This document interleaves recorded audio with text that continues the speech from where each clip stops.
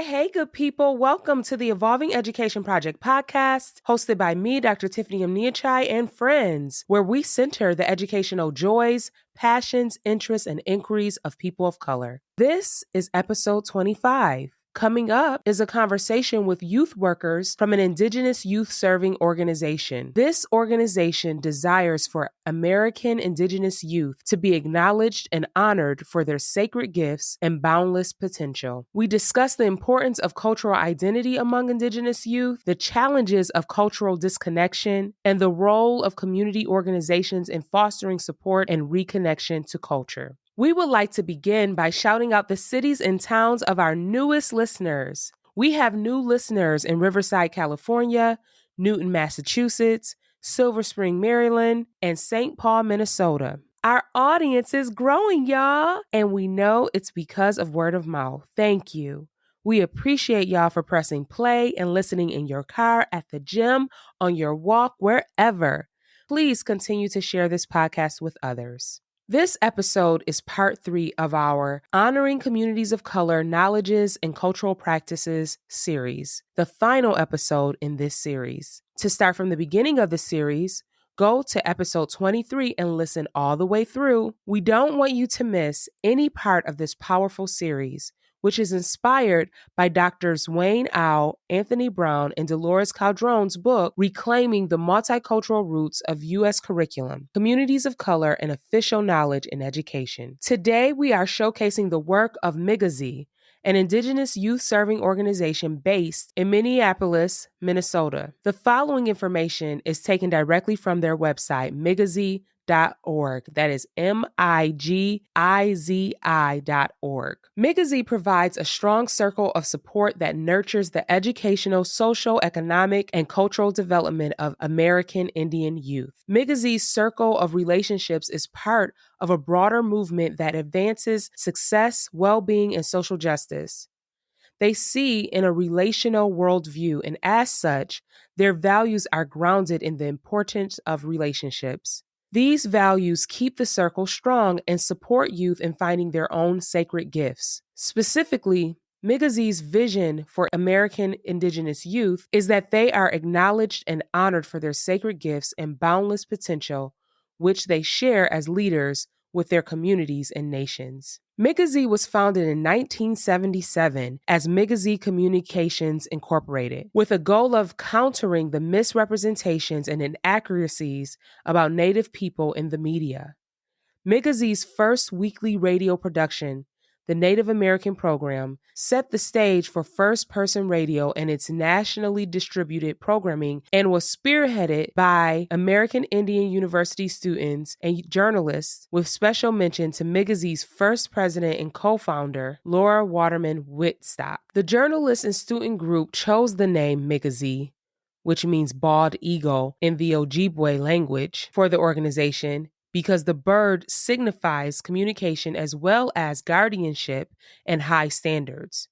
These elements were what the group wanted for the organization to aspire to: excellence of communication, guardianship of the public trust, and high standards for reporting and ethics. Since then, Migizi has expanded their services and offerings as innovators in emerging industries. By providing skills in these industries to young Native people, they hope to not only provide an engaging endeavor to enjoy, but to foster a professional career, social and emotional well-being, and cultural identity.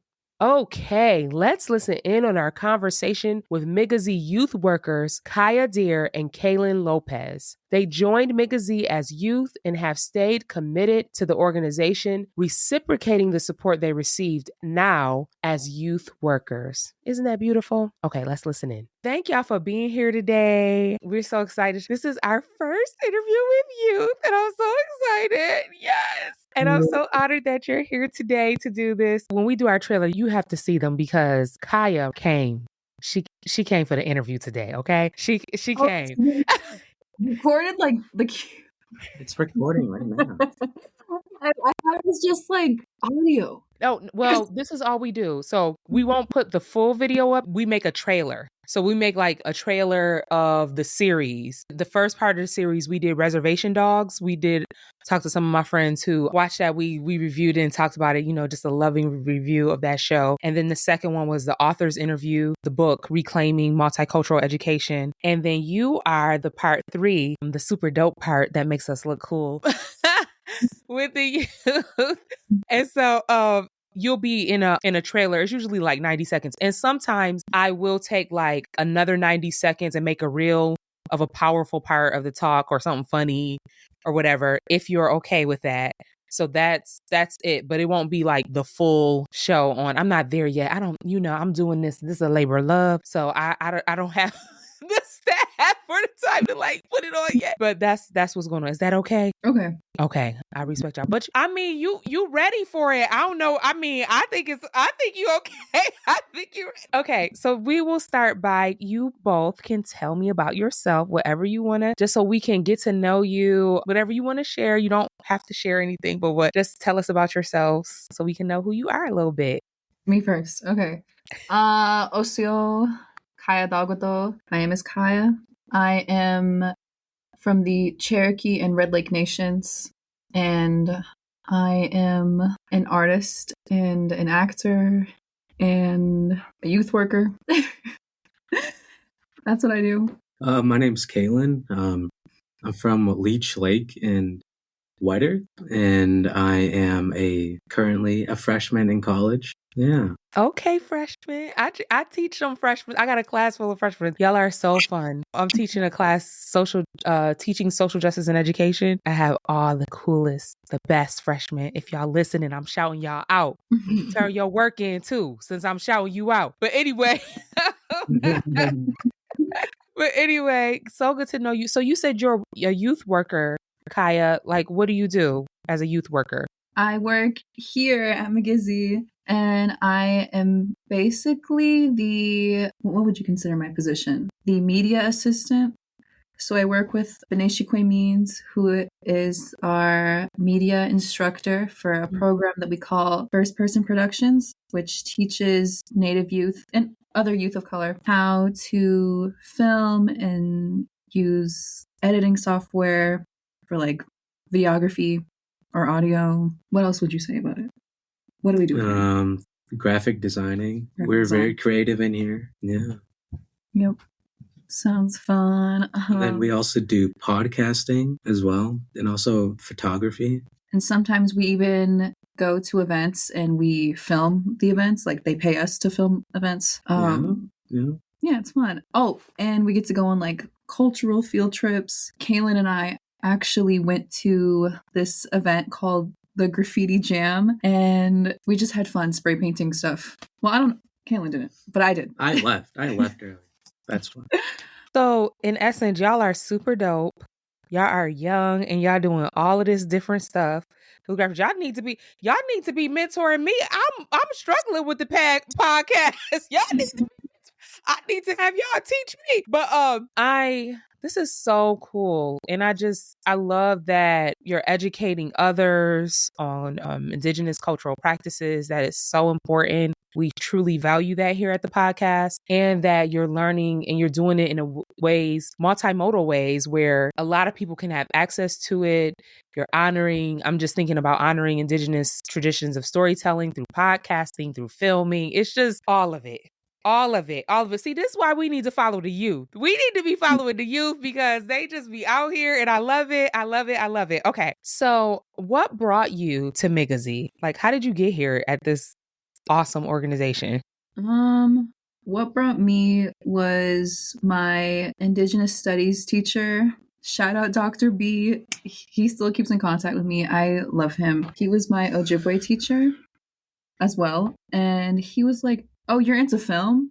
You should join this program and you can get paid to learn how to work in film. And yeah, that's how I got started here. Okay, so I guess about me is what brought me to Migizi was actually my brothers. I'm a third generation Migizi student. Okay. So I've heard this organization from my brothers. Yeah. And what did they say about it that made you be like, okay, I'm gonna do it too? Or was it not a choice because you were in the family? This was a good thing. This is a good place for community. So yeah. So when I started high school, I started coming here. And then I've been here for like 4 years now. Wow. Freshman in high school to freshman in college. Craziness. Yeah. So I love what you said, Kaylin. This is a good place for community. And that is so important and beautiful. And it's really, I think it's really beautiful when youth say that, because I think, so some of my work is with youth perspectives of programming that we do as adults for youth, especially if we share the same racial background or cultural background or ethnicity, like, is it really a space of community? And I always ask us to interrogate that. And I didn't bring you here today to investigate, but I'm saying for you to say that, it makes me think about the work that I do with like really talking to youth, and like, even when we do things as adults, like, is it really like the liberatory, free, beautiful relational space that we write it, that we say it is, right? So in our websites is in our articles. And I think I'm really excited about Migizi, that just out of your own, I didn't prompt you, I didn't ask you about that, but out of your own, like the first thing that's resonating with you is that it's a space of community. And that is so beautiful to hear from the youth, not just the adults reporting out, but like, so thank you for that. So you told me a little bit about, no, actually, Kaya told me what she does at Migizi, but Kaylin, maybe you can tell me what you do at Migizi. Okay, so what I do, so I'm a youth worker as well, just like Kaya. And then so we have a Best Buy Teen Tech Center here. So like, just like what we're in, we have studios in here. So we can do music productions. And then we have all types of technology that we have here. So I'm basically the assistant of our coordinator, Tech Lou. Yeah. So I just help him out with whatever he needs, help the kids out with what projects they're working on. Okay, so you're helping with music. So should I call you like a music producer? Is that what you say? I'm a sound engineer. Oh, Yeah. sound engineering. Okay. I didn't know I got it. I'm interviewing superstars up in here, but okay. Okay. Why do you think, so you said that this program, like, you educate, like, it is an Indigenous youth serving organization and other youth of color at times. Why do you think that this organization is important for American Indigenous youth? Why is this organization so important for them? I just think it's a safe and comfortable space where our youth can be themselves. And also we can do cultural practices. Like, many students are disconnected from culture. And so coming here, they learn some very, I don't know, I would say needed practices. Like, we smudge every day. And do you know what smudging is? Yes, that's with the sage. Yes. And other medicines too, if you want. And we have right, like educate smudge me. too that we can give off to students, and we have a show for them. And so we're trying to make it a more cultural space. Like, me personally, I'm learning my languages of Ojibwe Moan and Jalagi. And so with my Ojibwe youth and Cherokee youth, I'll be speaking language to them. They don't get it, but they will. They will in time. And I wish I had that when I was a teenager. Like, I know you consider me a youth, but I don't. Okay. My youth was like very troubling. I was on the street and I had really nowhere to go. So I really wish I had this. Mm-hmm. Yeah, it's just, we have fun here. I consider all of the kids like my little nieces and nephews, and he's like my little brother. Like, it's really sweet here. So I'm gonna say young adults. Is that better? Do y'all feel comfortable with that? Young adults instead of youth? No. Oh, yeah. Okay. I appreciate you saying too about what you wish you had when you were a youth, right? And I think that's important. Why we should, if you're listening, donate. We should support organizations like this. We should find any way we can support, because youth need places like this. And in our episode on reservation dogs, we talked a lot about how healing and how you need to keep your culture to survive. like to make it through the world. Like you can't even make it through all the things that we have to go through just as a people. And then there's the individual, the individual struggles without your culture. And so in language, and your language is your culture and is your identity, and whether you're recovering language or whether, you grew up with it, right? And you have it. And this is why organizations like this are so important. And so I hope everybody listening remember these words that Kaya is telling us and support this organization and others like it. Okay. So you want me to say the question again, Kaylin? Oh, yeah, that's fine. Okay. So why is this organization important for American Indian youth? I guess like what Kai said, it brings or what I said as well, it brings a sense of community. Like many people are like lost in high school, I guess. I don't know. And then this is also an after school place. So when they're like tired out from school, from whatever they're doing, they come here to like relax, take a breather, eat food. Yeah, it's just like a place for Native youth and other people to hang out at. Yeah, you need to eat. You need some nourishment. You need some chill time. Yeah, I just love this idea of community. And I think how important it's so important in those teenage years as young people to feel like you have a sense of community, feel like you have friends. Like there's going to be people that are your friends, like your close friends. And then even if we're not super close, we can still have a sense of community, right? And that we can come here and we can be like family and we can be there for each other and we can have fun with each other too. Like we can, youth need that. So yes.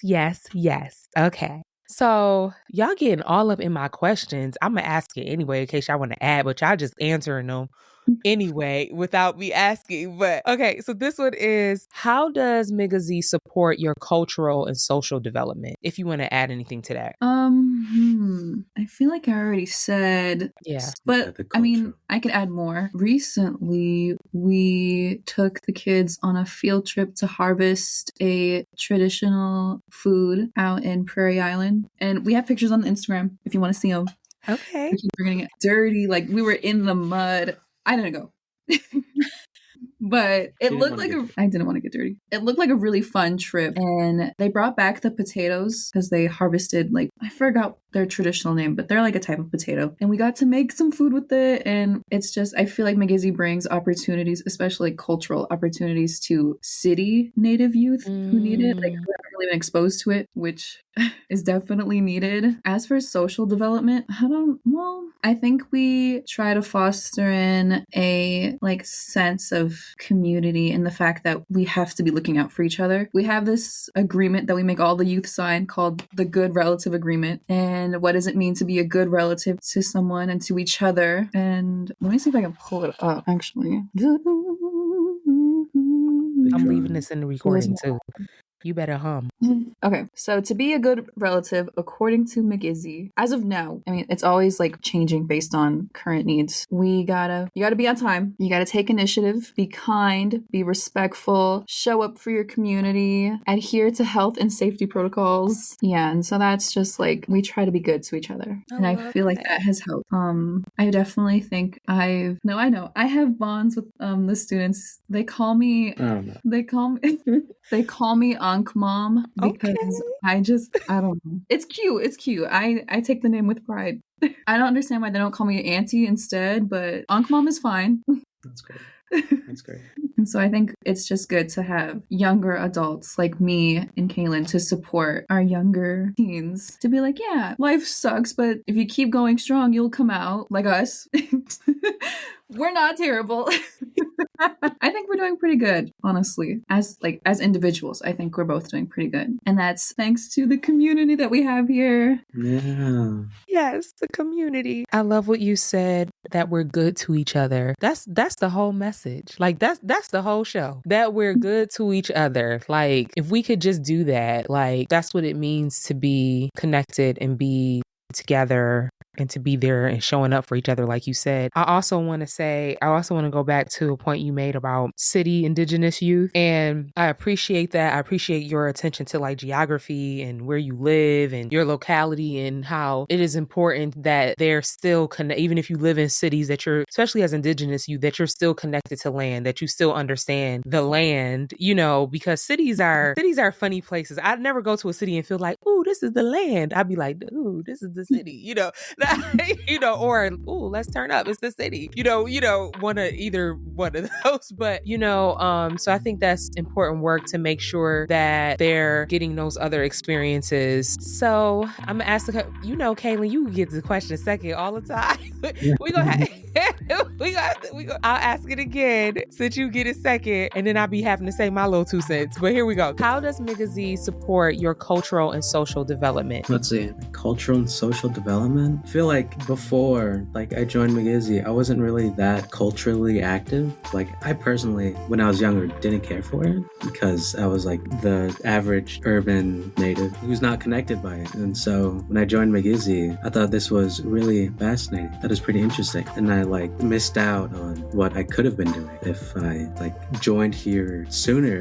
Maybe. Well, it's never too late. Yeah. So it's never too late to start learning about your culture and your identity and who you come from. And social development, I guess guess what we've been saying, community. I don't know. You have what can I say about Kaylin? I've kind of watched him grow up. It's so cute. And he has definitely come out of his shell over the past 4 years that I've known him. And that's development. Yep. That could be development. Character growth. Yep. Yeah. Kaylin, what do you think it is about? I grew up in an urban area, and I'm thinking about all of this. What do you think it is about urban areas that would disconnect Native youth from their culture, or not make it accessible, or something that you're excited to be a part of? What is it about that context to you, an urban area? With urban areas, it's mostly modernized by white people per se. So there's just not a lot of opportunities for Native youth to connect and anything. So, but I feel if you would have tried to go more out, it'd be much more easier. But since they live here, they don't have the opportunities then. I also feel it's a generational thing. My parents weren't really connected. I mean, they knew who they were, and they taught me who I was, but they weren't really fluent in the language other than saying a few little words. My dad would call me a sneaky little gistu, which is a rabbit, because I would be running away from home. But so our parents, are speaking for myself and I guess other people my age that I know, they weren't really connected to the culture either. And I guess that could be tied into the fact that our people were kind of forced to move to the cities to get good jobs. And so you really feel that disconnect. And so I guess it's up to us now to really take initiative and focus in on our culture and who we are, and just remember who we are. Yeah. I'm dramatic. I'm a Black woman. We got to give you our whole bodies when you just say something remember who you are. Remember who you are. And I even think about this organization is so beautiful and important because we know the histories of Indigenous people their cultures being taken away from them, or just, in languages, and erasure of cultures and erasure of languages. And then it is harder to pass that down to generations because you're forced not to use it. Schools don't welcome it. They don't. They don't. Right. And even the history, how we learn history, everything is so language. Even if you speak a dialect of English, that's looked down upon. Even if you mix your mother tongue with English, that's looked down upon. It's the fact that there have been Indigenous folks and tribes and communities that have kept and held on to it is amazing given the history, right? So this organization is so important for that remembering and recovering and nurturing your spirit, right? With your cultural practices and going back and the ancestors, and it's so important and it's so beautiful. And that's what I hear in what you're saying. That's what I hear, the heart of what you're getting at. And I'm just so happy that you were connected to that, because it's going to serve you so well as you go on. You're not going to be like some of us other communities of color, or even some other Indigenous folks who find that out so much later. You get reconnected so much later. You're trying to, and even what you said about they had to move to the city, they needed jobs. jobs. They need it, and it's like it forces you to feel like you have to be a particular way to make it. Like you can't be who you are. You have to like assimilate to get these jobs it's just so y'all, that won't be y'all though. And that gives me hope. That gives me hope. Okay. How do you think, okay, so this is like something I got from the website and I really believe this, but I want to hear from your perspective. But if you don't like this, listen, if I ask any question and you feel like it's like worded weird and you want to take it another way, you go ahead. This is your show. Don't feel like you have to like stick to my questions. This is just me coming in like excited, like, oh, I can ask this, but you can change it. Okay. Because I don't know how this will come off, how I worded it, but I hope it's like clear, but if not, change it and say what you want to say. How do you think building your cultural identity in Migizi will protect you over your lifetime or serve you over your lifetime? You want to answer first? I don't know. What do you mean by building our cultural identity? Or I should say cultivating. You know how like being in this organization, you're rather than building it, but cultivating, but just like how, for instance, the more you're connected to it, the more you're grounded in it, the more is that clear or no? I think how this will protect me throughout my life. I've made some really good connections here with older Indigenous women. And yeah, when I first joined Migizi, I had recently lost my grandma, my aunt, my mom. A lot of Native women in my life were gone. And coming here, I was like surrounded by them. And it felt good. And I know that my connections with these women will carry on throughout my life. And I hope that I can build connections with younger girls too and just have a sisterhood. Yeah, I know they'll be looking out for me and I can come to them for anything. And I guess that's protection. You will. You will be that. Ooh, let me start reacting so y'all could just talk. But that is, yes, you got the Native women surrounding you, holding you up, building you up, listening, and you probably build it. And I'm sure it's reciprocal. Even though they're older, you encouraging them. They see hope and inspiration in you, and you will be that. You already are that. You already are that. The way you pause and say, Kaylin, let me show you, let me tell you, let me stop you and tell you how it's social development happening in you. That is that's being an elder. You was like, let me answer that because I see it. He not saying it, but I see it. That is, I have a friend in California who talks about how she tells younger folks like you're already practicing being an elder. And I see that in you. Like you're already like a future elder, like carry yourself in that way. So you will be that. You will be that. You are that to the ones younger than you now. You are their elders anyway. Right. So I love that. Kaylin, do I need to ask it again or you got it? I think I got it. It's really good and it's a really good question. And I don't know how to answer. I don't know. That's okay. Yeah, I don't know how to answer that. What do you like about the question? What do I like about it? Mm-hmm. It's making you think. Yeah, it's making me think. The gears are turning. How, I guess, like the ending is how Migizi will protect you throughout your life when building your cultural identity. I don't know how to really answer that question. Okay. How does Migizi support your educational and economic development to you? Let me go. I got this. Okay, so He said, I how got this. Migizi supported my educational development. First, so what we have here is called Tutoring Tuesdays. Mm-hmm. Where tutors come in on Tuesdays, yeah. And I've been, I've been like doing it as well. I've been tutored. And after school, I come here and then I do my homework here because like it's a place of quietness. It's a place of support all around you. Do you remember when we were filling out your... like we were filling out some applications for him to get a scholarship? And we're just like, we smudge our camera every day. We're being goofy, but you know what? He got his money. He got his money. They ate it up. Come on.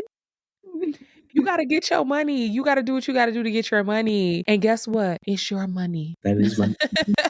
Okay? Don't get me riled up because I will get riled up. It's your money anyway. You need to be getting the Indigenous people on these lands need to be getting it all. Okay? Exactly. Kaylin, I'm not done. I'm not done. Okay.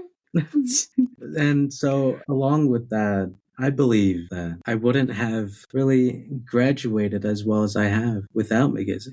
Because I've like been stuck. I don't know. Like I'm good at school. I'm good at what I do, but I just feel like maybe if I didn't have that, I wouldn't have done as well as I have now. I know they gonna love listening to this interview.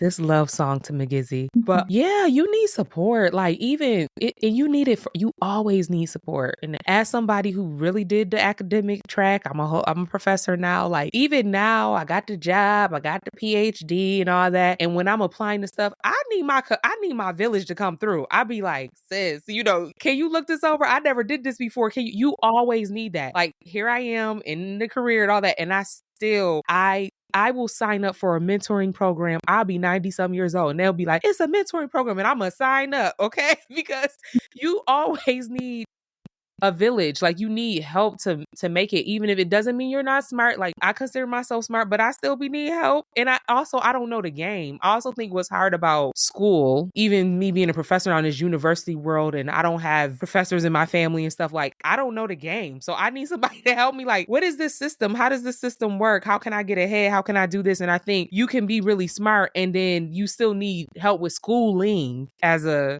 structure, as a system. Like, how do I do this? Right. And yes, I feel you on that. And I'm the same way. Help me. Help me now. I got all the degrees and still help me, honey. Right. So I could do what I need to do. So I love that. This is so beautiful. So okay, so like I read about how Migizi really wants to, so we're kind of talking about this a little bit, but maybe we can go a little deeper, provide a circle of support to Indigenous youth, and how they also want, they also are excited about how the youth breathe in new life and new ideas into the organization. So how do each of you give back? I heard a little bit. How do each of you give back to the circle of support with new energy and new ideas, or just being, or just existing in your own words? I feel like I kind of answered this question a little bit, and I don't want to repeat myself too much. But I have fun creating like plans on what we're going to do with the youth. Like right now, I created this little workshop plan where I call it the Healing Garden, because our current cohort is talking about generational healing. And we're making like short films about that. And I was like, let's take a break from the cameras and the laptops and whatever technology, and let's work with our hands. And so my healing garden idea is basically we're using paper mache and we're creating animals and plants and medicines that we consider healing, and we're gonna make like a little, display of that. And I don't think that's something that would usually happen here. It came straight from my brain. And so that's a new idea. The kids enjoy it. Yeah. What do you think? How do I give back to the circle of support? I guess like before, I'm a youth worker now, so like I help the students with whatever they need. And I've also recently been asked to become a tutor for Tutoring Tuesday. Mm-hmm. Okay, Kaylin. Yeah. Okay. Yeah, I've been asked to become one, and I was thinking about it. Like, yes, you should. I really should. Giving back to the circle of support, I would say it's so funny because like the kids, they know who I am. And so when I see them in public, we went to this powwow for Indigenous Peoples Day. Mm-hmm. And so Migizi was closed for the day because like, why would we work on Indigenous Peoples Day? But anyway, it was closed and I was at this powwow waiting in line for the food truck, and the kids found me and they were just like, oh my God, we thought you quit. We were going to cry. And I'm like, I was gone for one day. For one day. Not they crying over one day. You kids is funny. You is funny. They so funny. Like one day, I can't have a day. Okay, baby. Right. So they're so sweet. And of course, it was cold that day, so I'm like, "Where's your jacket?" That's right. Put your jacket on. That's the mom energy from the Funk Mom. Listen, see, that's why that's your name. Yeah. Yes, and that's so much love. Like that's what I love about young people. That's what I miss about teaching my middle schoolers. You just they just show so much love, and it's like instant. It's not like, I don't know. It's just different. Like that's why I'm always trying to make up research projects where I have to teach youth, and I'll be like, it's my research, but then I get to be with youth. I'll be like, Because it's like they're just so special and they just fill you up. And when they are around adults who really see them, is really showing up out of love, even when you have to correct, even when you have to challenge, they know it, and they know that you there and you love them, and they just give you something different. They just give you something different. So that is just love. I love stories like that because that's love. That's I love you. We can't even not have you for one day. Okay.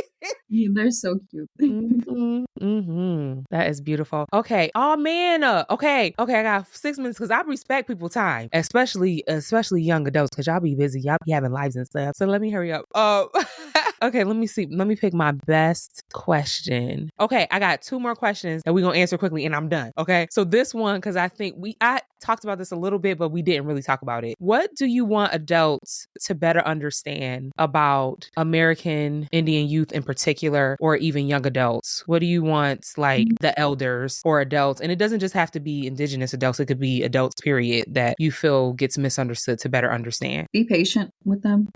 It takes time for them to fully come out of their shells and trust you with what they're going through, because Native kids, they go through a lot. Yeah, so just be patient and kind to them. To better understand American Indian youth. It's a good question. I don't know. I'm not gonna lie.